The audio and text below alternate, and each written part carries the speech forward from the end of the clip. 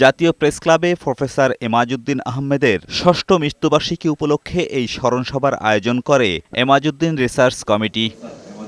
অনুষ্ঠানে বিশিষ্ট ব্যক্তিরা বলেন, দেশকে এগিয়ে নিতে সততা ও নিষ্ঠা জরুরি। আত্মসমর্পণ যারা করেন তাদেরই একজন হলেন এমাজউদ্দিন আহমদ। জ্ঞান আহরণ বিতরণ, জ্ঞান চর্চা, জ্ঞান সৃষ্টি এই প্রক্রিয়ার সাথে সংযুক্ত ছিলেন।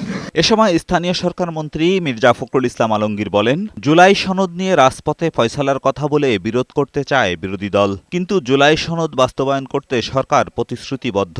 এখানে সম্পূর্ণভাবে ভুল ব্যাখ্যা দেওয়া হচ্ছে যে আমরা জুলাই সনদ বাস্তবায়ন করতে চাই না। আমরা জুলাই সনদ বাস্তবায়ন প্রত্যেকটি অক্ষর আমরা পালন করব, এটা হচ্ছে আমাদের কমিটমেন্ট। সংবিধান সংশোধন বিএনপি করতে চায় উল্লেখ করে মির্জা ফখরুল বলেন, জুলাই আন্দোলনকে ব্যবহার করছে বিরোধী দল। আমরা তো বরাবরই বলে এসেছি যে আমরা সংবিধান সংশোধন করতে চাই, আমরা সংবিধান সংস্কারের কথা কখনোই বলি।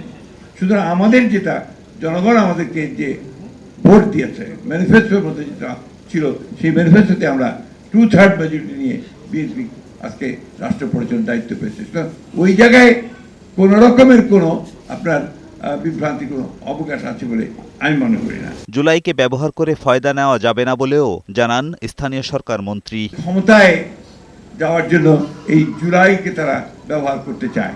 আমরা কিন্তু চাই না যে জুলাই শুধু ক্ষমতার যাওয়ার জন্য আরেকটা হাতিয়ারই পরিণত হোক।